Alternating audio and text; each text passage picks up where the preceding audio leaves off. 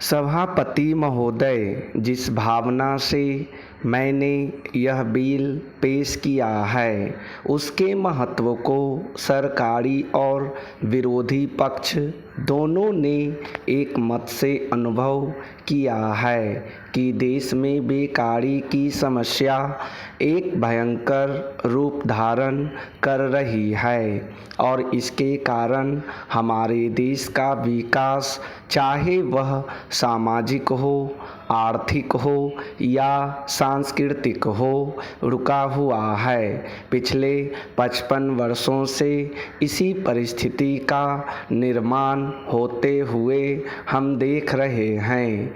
मंत्री महोदय ने यहाँ पर अभी कहा कि राष्ट्रपति इस काम को नहीं कर सकते हैं क्योंकि यह उनके अधिकार के बाहर है। आप जब भी यह देखते हैं कि किसी राज्य में वहाँ की व्यवस्था, वहाँ का विकास ठीक नहीं हो रहा है तो उस राज्य में राष्ट्रपति का शासन लागू कर देते हैं। जब किसी राज्य में अराजकता फैल रही हो, विकास का काम समाप्त हो गया हो और वहाँ के नेता जिम्मेदारी से काम न करते हों तो वहाँ पर राज्यपाल का शासन लागू कर दिया जाता है। ऐसे अनेक उदाहरण हमारे देश में मौजूद हैं। इसी प्रकार हमारे राष्ट्रपति सबसे ऊंचे अधिकारी हैं और अगर देश में इस तरह की स्थिति काफ़ी समय तक चलती रही तो राष्ट्रपति को आपातकालीन स्थिति में इस देश की सुरक्षा के लिए, इस देश की प्रगति के लिए सारी जिम्मेदारी अपने हाथ में ले लेने का अधिकार है। हमारे भाइयों ने बहुत से उदाहरण दिए कि राज्यों में संयुक्त सरकारें नहीं चलीं, लेकिन उसके पीछे राजनीतिक मामले थे। अगर कोई राजनीतिक पार्टी जिम्मेदारी से काम नहीं करती तो संविधान में यह स्पष्ट है कि उस राज्य की सारी जिम्मेदारी राष्ट्रपति की है। मैं आपको एक उदाहरण देना चाहता हूँ। संविधान में आदिवासी हरिजनों की उन्नति के लिए प्रण किया गया था कि 10 वर्ष में उनकी सामाजिक तथा आर्थिक स्थिति को सुधार देंगे, लेकिन यह सरकार उसमें भी असफल रही। इस समय को 4 बार 10-10 साल के लिए बढ़ाया जा चुका है, लेकिन फिर भी उनकी आर्थिक और सामाजिक उन्नति नहीं हो रही है। इसमें यह सरकार बिल्कुल असफल रही है।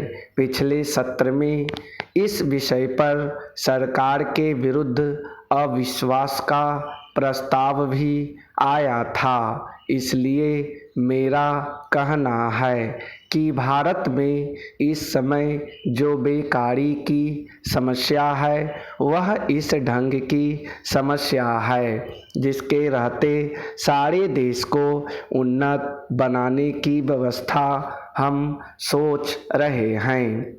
सभापति महोदय, वह केवल एक स्वप्न ही रह जाएगा। ऐसी स्थिति में मैं अनुभव करता हूँ कि आपातकाल की घोषणा की जाए और इस देश के जो बुद्धिमान लोग हैं उनको लेकर एक सर्वदलीय सरकार स्थापित की जाए।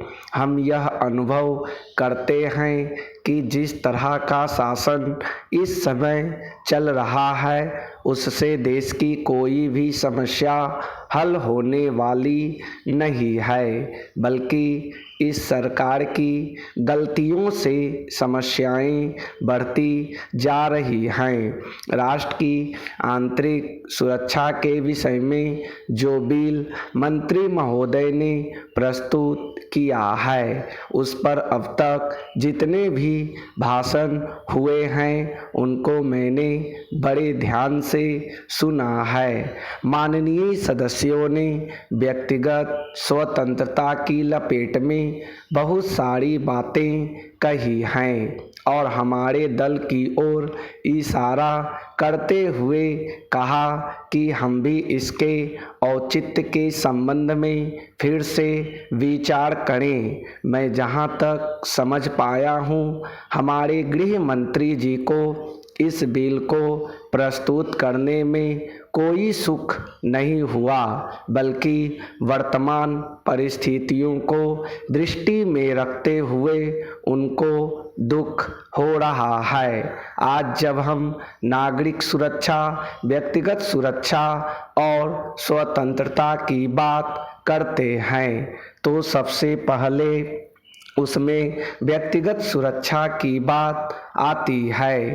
प्रत्येक नागरिक इस राष्ट्र की अपनी सत्ता में रहकर सुरक्षित रहना चाहता है। हमने इस बात की सुरक्षा अपने संविधान में दी है और हम यह आशा करते हैं कि राजनीतिक दलों में आपसी मतभेद होते हुए भी राजनीतिक मतभेद का आदर होना चाहिए। मतभेद होते हुए भी शांति और सुरक्षा बनी रहनी चाहिए। माननीय सदस्य पूछते हैं कि ऐसी कौन सी असाधारण परिस्थिति आ गई थी जिसके कारण आपको नज़रबंदी बिल लाना पड़ा। मैं आपसे कहना चाहता हूँ कि क्या ही अच्छा होता यदि नेहरू जी की उस बात को जो उन्होंने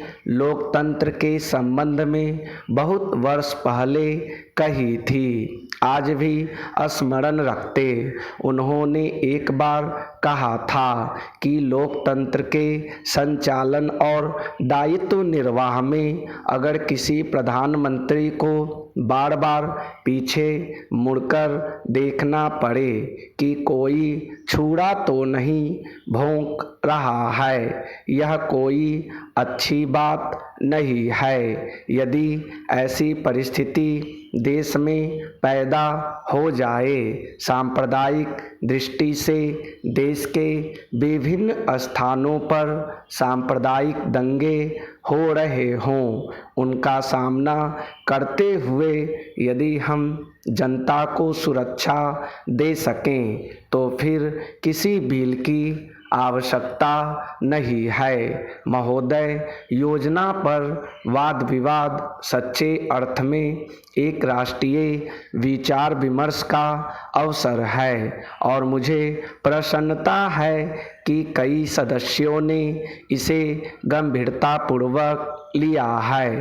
हालांकि इसकी आलोचना भी बहुत हुई है। ऐसी आलोचना सुनने के हम अभ्यस्त हो चुके हैं। पहले इसका लक्ष्य योजना का विचार ही हुआ करता था। सौभाग्य से वह बात अब नहीं रह गई है और हम विकास की ऐसी सीढ़ी पर पहुंच चुके हैं जब मुझे आशा है कि सभी दल योजना के विचार का अनुमोदन करते हैं। कुछ ने योजना के कुछ अंशों का अनुमोदन किया है और अपनी आलोचना अनेक कार्यक्रम को लागू करने के तरीके के लिए सुरक्षित रखी है।